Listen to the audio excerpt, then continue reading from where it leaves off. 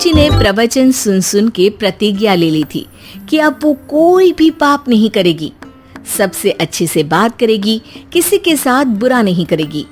बहू, ये मच्छर तेरे गाल पे कब से बैठा है? अरे काट लिया तो गाल गुलाब की तरह लाल कर देगा। बैठे रहने दो माँ जी, उसे आराम करना होगा।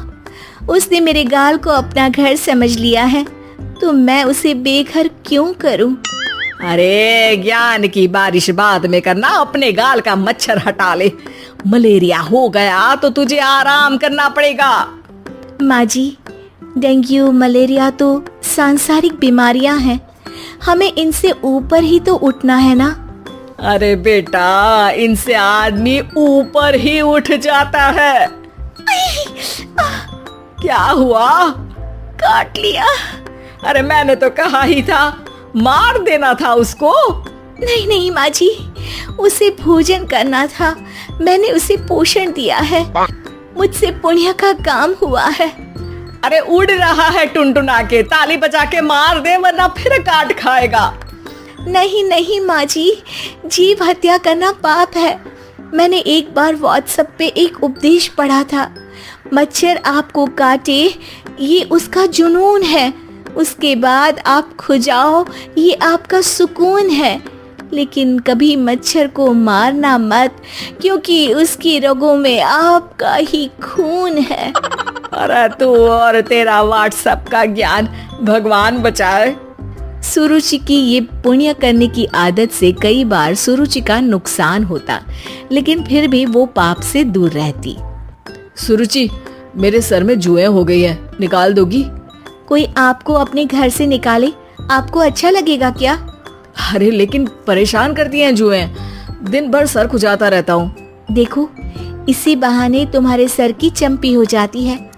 तुम्हें तो जुओं को थैंक यू कहना चाहिए। तभी बाहर से ससुर जी की आवाज आती है, बहू बहू। अभी आई बाबूजी। बेटा सुनो, ये देखो चाय में ना मक्खी तैर रही है, दूसरी चाय ले आओ जाओ। ला दूंगी, पर मक्खी मत हटाइएगा। अरे क्यों बेटा? मक्खी चाय का सेवन कर रही है, अच्छा थोड़ी ना लगेगा। आप बीच में अडंगा डाल देंगी तो आपको अच्छा लगेगा क्या अगर कोई आपकी चाय छीन ले? अरे पर निकालूंगा नहीं तो मक्खी मर जाएगी बेटा। नहीं नहीं बाबूजी, आप उसे पीने दीजिए, पीकर उड़ जाएगी। लेकिन बाबूजी मक्खी के साथ ही चाय पी जाते हैं। ये क्या किया बाबूजी? अरे मक्खी सिर्फ चाय ही क्यों पिए, आज सुबह मैंने मिठाई भी खाई है, पेट में ही है, वो पेट में चाय भी पीती रहेगी और मिठाई भी खाती रहेगी। सुरुचि को समझ में नहीं आता कि वो बाबूजी के इस कारनामे पर क्या जवाब दे। वो सास के पास जाती है। सास के हाथ में एक खटमल मारने की दवाई है। माँ जी, आपके हाथ में ये क्या है? अरे बेटा, तू तो बीए पढ़ी है, इतना तो पढ़ने में आया ही होगा कि ये खटमल की दवाई है। माँ जी, आप क्यों मार रही हैं खटमल? मत मारिए माँ जी, आप अपनी नींद के लिए खटमलों को हमेशा के लिए सुला देना चाहती हैं। अरे अब चुप भी हो जाओ देवी, पुरानी दवाई है, एक्सपायर हो गई है, फेंकने जा रही हूँ, नहीं मार रही हूँ खटमल। और वैसे भी खटमल से ज्यादा तो तूने हमारी नींद हराम कर रखी है।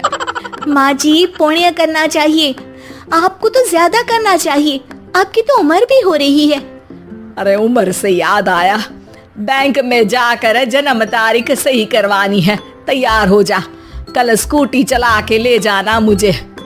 अगले दिन सास घर से निकलने से पहले दही शक्कर खा रही है और जल्दी जल्दी में हाथ नहीं धोती। बहू स्कूटी निकालती है और सास ताला लगाती है। ताला लगाते वक्त शक्कर के दाने ताले पे रह जाते हैं और दोनों सास बहू हड़बड़ी में घर से बाहर निकल जाती हैं। अच्छा हुआ कि तेरी स्कूटी में सेल्फ स्टार्ट है, वरना तू तो बोलती कि मैं किक नहीं मारूंगी, किक मार दी तो पाप लगेगा। माँ जी, इस तरह मजाक करना भी पाप होता है। दोनों सास बहू बैंक पहुँचती हैं। अभी लंच टाइम है, बाद में आना। अरे भाई साहब सुन तो लो, करवाना क्या है? अरे जन्म तारीख बदलवानी है, कैसे बदलेगी? अब किसी और तारीख को पैदा हो जाओ। यही चुटकुला आप अपने मैनेजर को भी सुना पाओगे ना? वो भी हंस ले थोड़ा, अभी बुलाती हूँ। अरे अरे रुकिए रुकिए, ये फॉर्म भरिए और आधार कार्ड दीजिए। अरे राम रे, आधार कार्ड तो भूल ही गई, उसके बिना तो नहीं होगा। अरे बहू जा घर से जल्दी से मेरा बटुआ उठा ला, उसमें मेरे सारे कार्ड रखे हैं। जा जा जल्दी लेकर आ, वरना बैंक बंद हो जाएगा और कल मुझे अपनी बहन के यहाँ भी तो जाना है ना। जी माँ जी, अभी गई और अभी आई। अरे रुक, चाबी तो लेकर जा घर की। बहू जल्दी से घर पहुंचती है, लेकिन घर पहुंचते ही देखती है कि ताले पे बहुत सारी चींटियां हैं, जो माँ के ताला लगाते वक्त हाथ से ताले पे शक्कर छूट जाने के कारण आ गई थी। चींटियां हट जाओ, मुझे आधार कार्ड निकालना है। बहू चींटियों को हटाती नहीं है, उनसे मिन्नतें करने लगती है। सुनो, हट जाओगी तो और भी शक्कर के दाने खिलाऊंगी। अभी सास का काम बहुत ज़रूरी है, मेरी बात सुन लो, मान लो। मैंने तुमको हटाया तो पाप हो जाएगा। चींटियां कैसे सुरुचि की बातें सुनती जब घर में ही उसकी कोई नहीं सुनता था। शाम हो जाती है पर चींटियां हटती नहीं है। तभी सास वहाँ ऑटो से आ जाती है। अरे कहाँ रह गई तू? बैंक भी बंद हो गया। माँ जी, ताले पे चींटी।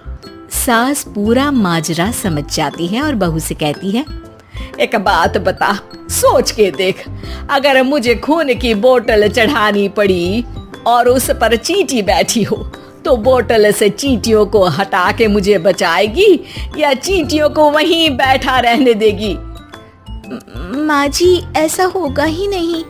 अरे चींटियों को तो मीठा पसंद होता है, खून की बोतल पे तो मच्छर आएगा, क्योंकि खून तो मच्छर पीता है। सास सर पकड़कर बैठ जाती है और रोने लगती है। तभी ससुर जी और सुरुचि का पति भी वहां आ जाता है। अरे रो क्यों रही हो? रहने दो जी, तुमको बताया तो तुम भी रोने लगोगी अपनी किस्मत पर।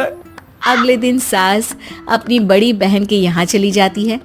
पति अपना काम कर रहा होता है और सुरुचि उसके पास जाकर कहती है, ये जुएं खत्म करने की दवाई है, मैं मालिश कर देती हूँ।